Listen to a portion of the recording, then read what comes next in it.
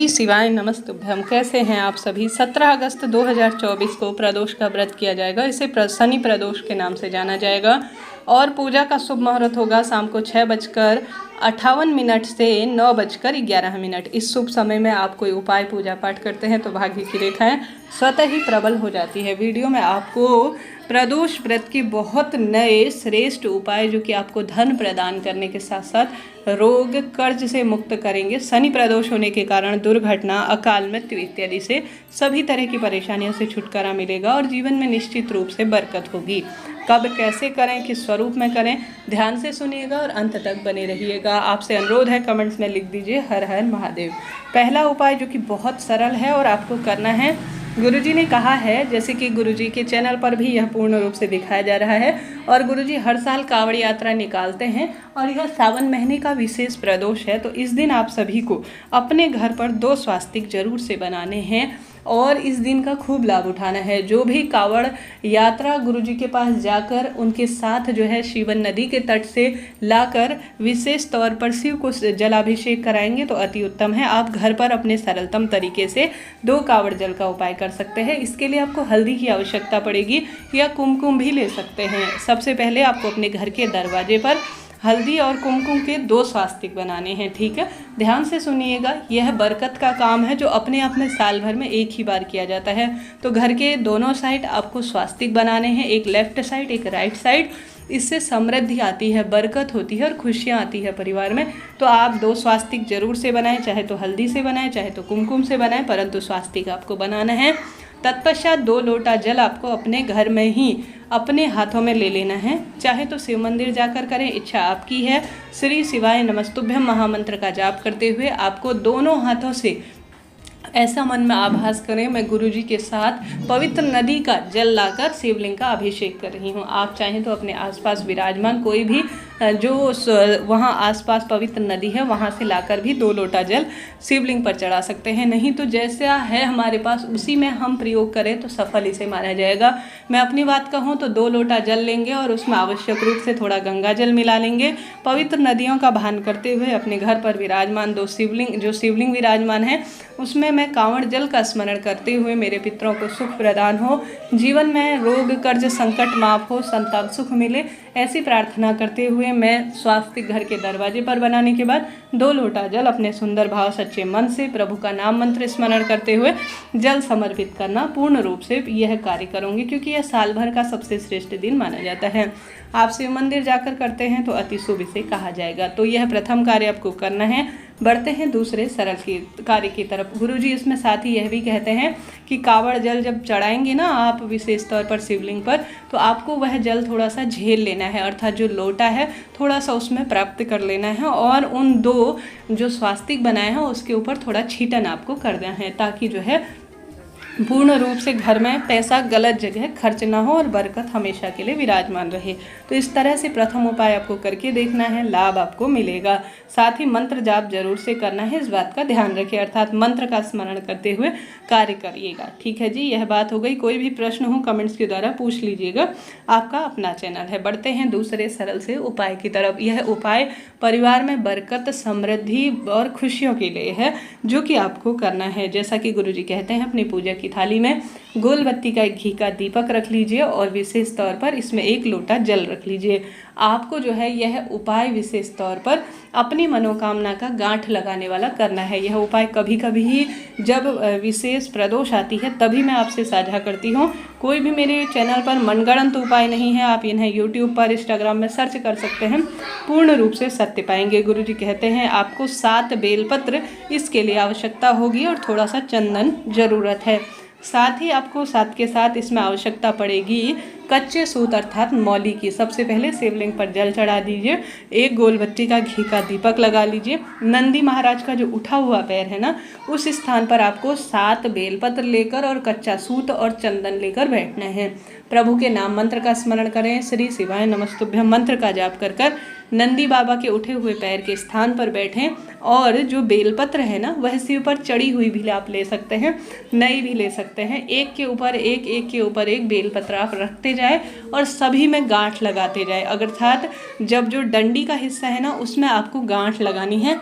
अब यह धागा आपको जब आप जितनी बार भी, मतलब कहने का अर्थ है, इसमें अच्छी तरह से घुमाएंगे बेलपत्र की डंडियों में, एक के ऊपर एक बेलपत्र रखनी है और उनके ऊपर धागा आपको अपनी मनोकामना कहते हुए घुमाना है। अंत में आपको छोटी सी गांठ लगा देनी है अपनी मनोकामना कहते हुए, श्री शिवाय नमस्तुभ्यम मंत्र का जाप करते हुए।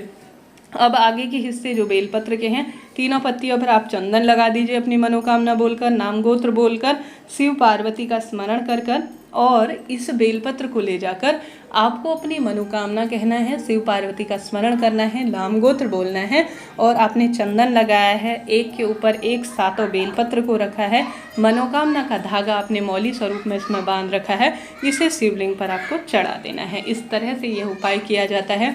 यह उपाय खासतौर पर पुत्र प्राप्ति, विवाह, नौकरी, संतान, रोग, कर्ज, सभी तरह की बाधाओं को दूर करने वाला माना गया है।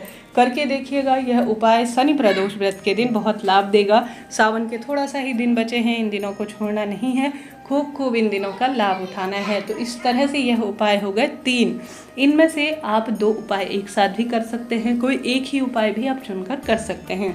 ठीक है जी, यह बात हो गई 2-3 उपाय की। इसके बाद बढ़ते हैं एक सर्वश्रेष्ठ उपाय की तरफ। यह उपाय शनि, राहु, पितृ और हर तरफ की परेशानियों को दूर करने वाला होता है।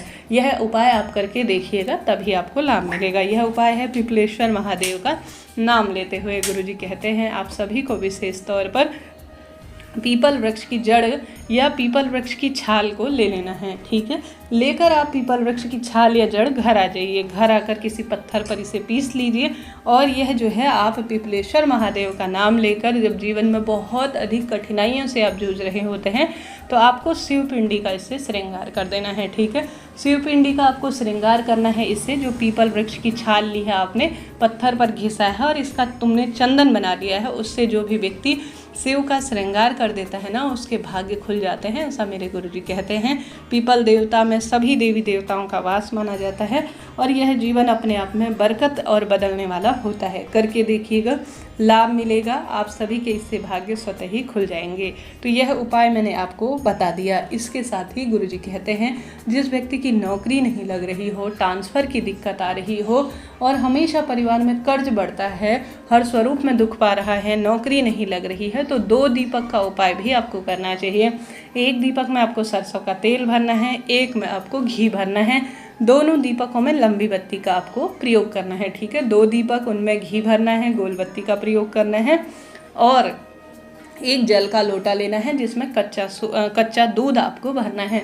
आपको इसे ले जाकर चले जाना है बेलपत्र पेड़ के पास। गुरुजी कहते हैं जब भी प्रदोष व्रत पड़े, पूर्वाभिमुख होकर जो भी व्यक्ति विशेष तौर पर कच्चा दूध डालकर बेलपत्र वृक्ष का सिंचन कर देता है और 2 दीपक बेलपत्र पेड़ के नीचे लगा देता है, अपनी नौकरी, ट्रांसफ़र, रोग, कर्ज कहते हुए उसके भाग्य खुल जाते हैं। अब इसमें जो सरसों का तेल है वह गुरुजी ने बताया है आपके बाएं हाथ की तरफ होना चाहिए और जो घी का दीपक है वह आपके दाहिने हाथ की ओर हो, इस बात का ध्यान रखें। जो सरसों का तेल है वह बाएं हाथ की तरफ और जो घी का दीपक है वह आपके दाहिने हाथ की तरफ हो, इस बात का ध्यान रखते हुए आप उपाय और कार्य करना शुरू कीजिएगा। ठीक है जी, तो यह बात हो गई विशेष दीपक के उपाय की जो बेलपत्र पेड़ के नीचे आपको करना है। इससे पहले मैंने चैनल पर वीडियो प्रसारित किया है जिसमें बहुत सारे उपाय हैं जो कि आपके भाग्य की रेखाओं को प्रबल कर सकते हैं, संकट काटने में मदद कर सकते हैं।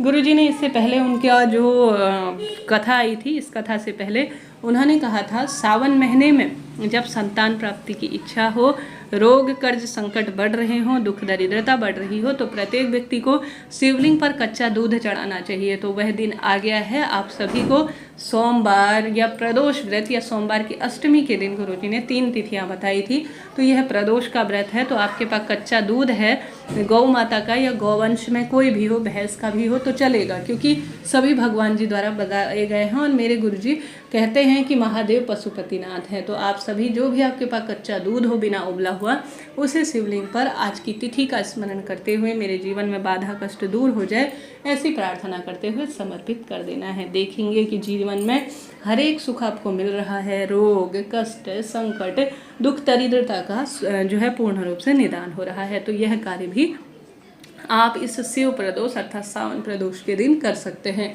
बढ़ते हैं एक और सरल उपाय की तरफ। गुरुजी के इतने सारे उपाय हैं जो इस दिन किए जा सकते हैं। सबसे पहले शनि प्रदोष व्रत के दिन आपको सरसों के तेल का एक दीपक, जिसमें आपको काले तिल मिलाने हैं, पीपल देवता के निमित्त जलाना है। इस बात का ध्यान रखें।